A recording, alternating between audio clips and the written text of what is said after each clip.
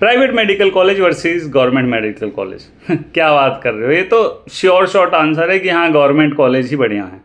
लेकिन क्यों? क्या नंबर ऑफ पेशेंट्स ज़्यादा होते हैं इसलिए, या कारण कुछ और है? आज हम इस वीडियो में उसी पे डिस्कशन करेंगे। लेकिन उससे पहले मैं रिक्वेस्ट करूँगा कि प्लीज़ इस वीडियो को लाइक कीजिए और प्लीज़ प्लीज़ प्लीज़ यार सब्सक्राइब कर देना, ये मुझे मोटिवेट करता है। ठीक है, आपके एक सब्सक्राइब करने से आपका कुछ नुकसान नहीं होना है, मेरा फ़ायदा होना है, तो बस कर दीजिए please, it helps me to grow, है ना। और दूसरी चीज़, हम टॉपिक पे आते हैं और टॉपिक पे मैं बिल्कुल एक अपनी इजी स्टोरी के साथ आपके सामने शेयर करने जा रहा हूँ। और ये स्टोरी अगेन मेरी है, तो मैं बात कर रहा हूँ अपनी स्टोरी की। मैंने प्राइवेट कॉलेज से BDS किया। तो मैं और मेरा छोटा भाई, मेरे से बस वो 1 साल छोटा है, उसने BTech किया NIT पटना से। ठीक है, एंड मैं जहाँ पढ़ रहा था प्राइवेट कॉलेज में, वहाँ पे वो पढ़ रहा था गवर्नमेंट कॉलेज में। हालांकि स्ट्रीम डिफरेंट थी। मैंने एक चीज़ नोटिस की कि वहाँ उसके जो माहौल था उसका वो ये था कि लोग JRE GMAT की तैयारी कर रहे थे, मतलब जो कि हाई एंड एग्ज़ाम होता है, और उसमें भी अच्छा स्कोर कर पा रहे थे। फर्स्ट ईयर से ही उसको ये माहौल मिला था। जहाँ मेरे आसपास इंजीनियरिंग के और भी दोस्त थे, वो GRE GMAT थर्ड ईयर तक उन्हें पता ही नहीं होता था कि क्या होता है। थर्ड ईयर फाइनल ईयर में इस तैयारी शुरू ही करते थे, वेयर एज एंट्री करते ही उसने ये सोचना शुरू कर दिया। वहीं पे अगर मैं अपने कॉलेज की बात करूं तो BDS फर्स्ट ईयर में तो लोग आते थे कि यार ठीक है, जब जो मिल गया, अब स्ट्रेस को फ्री करते हैं, एंजॉय करते हैं। पहला साल दूसरा साल एंजॉय करते करते कब निकल जाता है, और पहले साल में ही बैक लग जाती है क्योंकि एंजॉय करने की इतनी आदत हो जाती थी। तो ओवरऑल ये सब देखा, लेकिन जो एक ड्रास्टिक फीचर जो मुझे देखने को मिला, जो बड़ा एक डिफरेंस था जो मैंने मिस आउट कर दिया, और जहाँ पे मेरा भाई जो है वो आगे बढ़ गया, वो ये था कि जब उसने एक कॉलेज से पास किया तो आज उसके जो फ्रेंड्स हैं, कोई JDU में कुछ है, मतलब JDU पार्टी के लिए कोई जो है प्रवक्ता की पोस्ट पे है, कोई मतलब बड़े बड़े MNCs में काम कर रहा है, क्योंकि उस सर्कल ऐसा था। कोई सीनियर उसका मतलब कोई कंपनी खोल के बैठ गया है, कोई बहुत बड़ा न्यूज़ चैनल खोल के बैठ गया है, कोई कुछ। वेयरएज मैं अपने आसपास के दोस्तों को देखता हूँ, आसपास के सीनियर्स को देखता हूँ, तो कुछ खास नहीं कर रहे होते हैं, एक आधी कुछ खास कर रहा है, अदरवाइज बाकी सब ऐसे ही हैं, वही चल रही है ज़िंदगी। तो ये फ़र्क पड़ता है कॉलेज का। Now coming to the point कि प्राइवेट मेडिकल कॉलेज और गवर्नमेंट मेडिकल कॉलेज में क्या अंतर है। तो देखो, जैसा कि मैंने बताया, आज भी मुझे कभी कभी ऐसा फील होता है कि यार मेरे पास इतनी सोर्सेज नहीं हैं जितने मेरे भाई के पास है। और उसके पास आई क्यों? क्योंकि उसने एक कॉलेज से पास किया जो कि गवर्नमेंट कॉलेज था, और वहाँ जितने के लोग थे सब कहीं ना कहीं, कोई कर्नाटका सेटल है, कोई जर्मनी सेटल है, कोई अमेरिका सेटल है, कोई कहीं सेटल है ना। तो कहते हैं ना, एक KGF में डायलॉग था कि powerful people comes from powerful place. मुझे लगता है आधे से ज़्यादा लोग बस ये लाइन सुन के ही आप भी शायद होगे कि वीडियो को बंद ही कर रहे होगे, कि समझ में आ गया होगा, लेकिन आगे की बात तो सुनिए। तो ये चीज़ तो बिल्कुल सही है ना, ठीक है ना, कि powerful people comes from powerful place. मतलब इसके लिए आपको पहले पावरफुल प्लेस पे जाना पड़ेगा, और पावरफुल प्लेस होता है गवर्नमेंट मेडिकल कॉलेज। अब आखिर ऐसा क्या डिफरेंस है गवर्नमेंट को जो उसको पावरफुल बनाता है, वेयर एज प्राइवेट को उतना पावरफुल नहीं बनाता है? देखो, जो सबसे बड़ा डिफरेंस है जो लोगों के दिमाग में आता है अगर हम प्राइवेट की बात करें या गवर्नमेंट की बात करें, वो है एक्सपोजर। देखो, मैं आपको बताता हूँ, जो फर्स्ट डिफरेंस है वो है इंफ्रास्ट्रक्चर का। जो गवर्नमेंट मेडिकल कॉलेज है वो गवर्नमेंट से फंडेड है, और गवर्नमेंट जो है उसमें हाई एंड इक्विपमेंट्स लगाती है। जितना तगड़ा कॉलेज की रैंकिंग, उतने हाई एंड इंस्ट्रूमेंट्स। अब जैसे कि एम्स की बात ले लो, एम्स में ऐसी ऐसी मशीन्स हैं जो कि मतलब बाकी मेडिकल कॉलेजेस में नहीं है। और उसके बाद पहले एम्स में आती है, बाहर से कोई भी मशीन, जो भी नई टेक्नोलॉजी होती है पहले एम्स में आती है, फिर बाकी जगह जाती है, जिसका एक्सपोजर प्राइवेट वाले सिर्फ थ्योरी में पढ़ते रह जाते हैं कि अच्छा ऐसा भी होता है। मैं आपको बता दूं, एक ट्राइजेमिनल न्यूरैल्जिया करके एक बीमारी थी, अभी भी है। उसकी मशीन जो फर्स्ट लेज़र था, जिससे लेज़र से ठीक किया जाता है, वो एम्स में था, बाकी कॉलेजेस में अभी तक नहीं है। उसके बाद मणिपाल में आया जो कि प्राइवेट कॉलेज है, लेकिन अभी बाकी प्राइवेट कॉलेजेस में नहीं है। वेयरएज जो उसका रीज़न है क्योंकि वो गवर्नमेंट फंडेड है, गवर्नमेंट आराम से 400 करोड़ 500 करोड़ दे देती है। वेयरएज जो प्राइवेट वाले हैं वो देखेंगे कि भाई अगर मैं इतना खर्चा कर रहा हूँ तो उस हिसाब से फीस भी तो देनी चाहिए।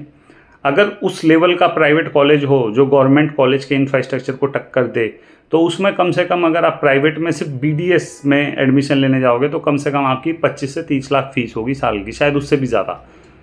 ये मिनिमम फीस है, क्योंकि इंफ्रास्ट्रक्चर ही ऐसा तगड़ा होता है उनका। दूसरा, अब इंफ्रास्ट्रक्चर तगड़ा होगा तो मशीन की नॉलेज आपको ज़्यादा होगी, लेटेस्ट टेक्नोलॉजी के बारे में आपको ज़्यादा जानने को मिलेगा, वो है गवर्नमेंट कॉलेज से। ठीक है, ये भी प्लस पॉइंट है। अब ऑब्वियस है कि मशीन्स तगड़ी होगी जब और कॉलेज का नाम होगा तो वहाँ पे पेशेंट्स भी दूर दूर से आएंगे।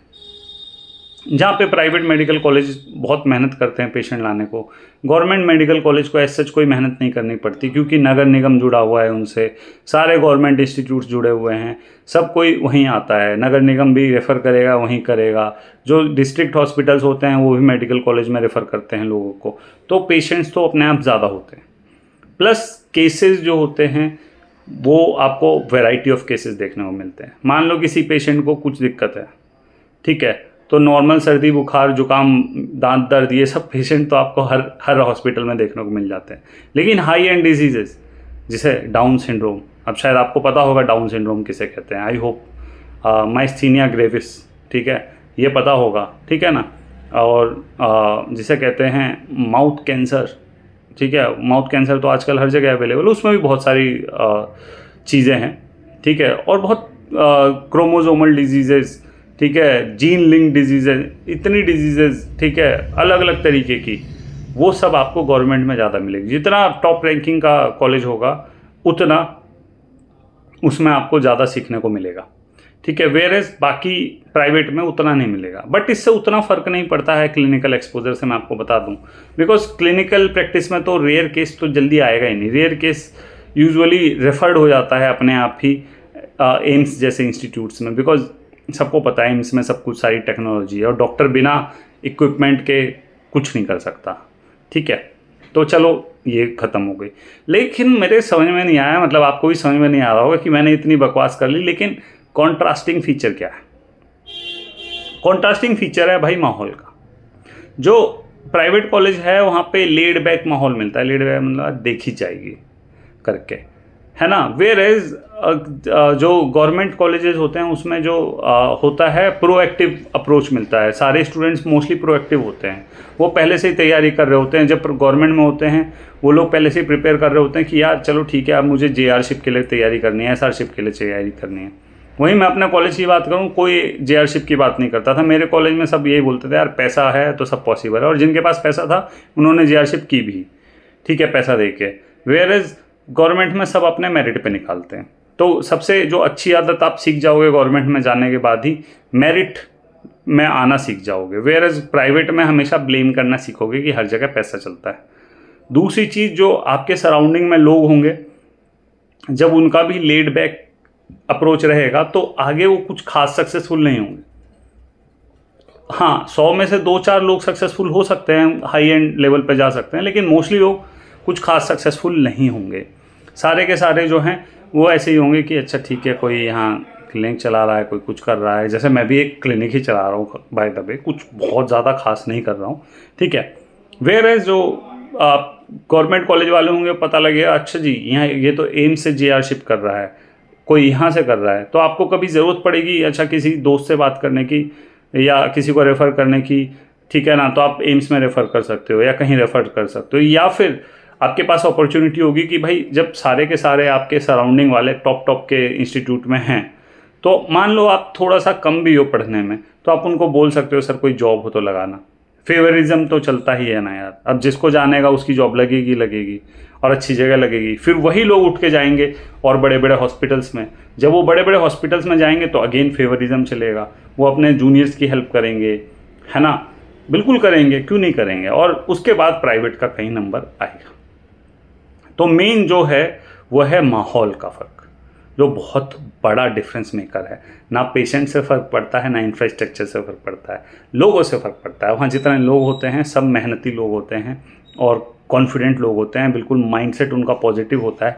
वेयर एज जो प्राइवेट कॉलेजेस में हैं लोग, उनका माइंडसेट ऑलरेडी नेगेटिव होता है, गिल्ट में होते हैं वो लोग, बिकॉज नहीं मिला ना, इसलिए गिल्ट में होते हैं। और फिर उनको लगता है यार अब क्या है, क्या ही है, जैसी ये कट जाएगी। लेकिन हाँ, उसमें से कुछ लोग बहुत आगे निकल भी जाते हैं, ऐसा नहीं है कि नहीं निकलते हैं, बट बहुत हाथ पैर मारने पड़ते हैं और जो करना पड़ता है फिर अपने दम पे करना पड़ता है, क्योंकि आपकी सपोर्ट में कोई नहीं है। वेयर एज गवर्नमेंट में ऑलरेडी जब तक आप 3rd ईयर में आओगे तो ऐसा हो सकता है कि जो आप 1st ईयर में जब आप रहे होंगे उस टाइम जो सीनियर पास करके निकल चुका होगा वो किसी ऐसी जगह निकल जाएगा कि पूछो मत, और जब वहाँ से रिज़ाइन दे रहा होगा तो वो बता देगा ग्रुप में कि भाई यहाँ पे मैं जा रहा हूँ, यहाँ पे वैकेंसी खाली है, आ जाओ इंटरव्यू दे दो।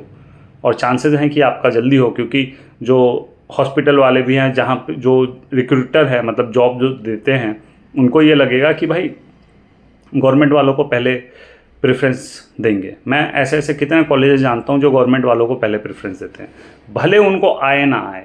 इट डजेंट मैटर कि प्राइवेट से किया हुआ है तो उसको कुछ नहीं आता होगा, ऐसा नहीं है, लेकिन प्रेफरेंस वो गवर्नमेंट वालों को ही देते हैं, क्योंकि माहौल उनका ऐसा होता है, उनमें जुझारूपन होता है, लड़ने की ताकत होती है और मतलब करते हैं। प्राइवेट वाले बेचारे धक्के मार मार के सीखते हैं। ये है फ़र्क। आई होप आप इस वीडियो से समझ पा रहे होगे, ठीक है। एंड अगर और भी आपको लगता है कुछ और भी चीज़ें हैं जो डिफरेंस मेकर हैं तो आप कमेंट करके बता सकते हो।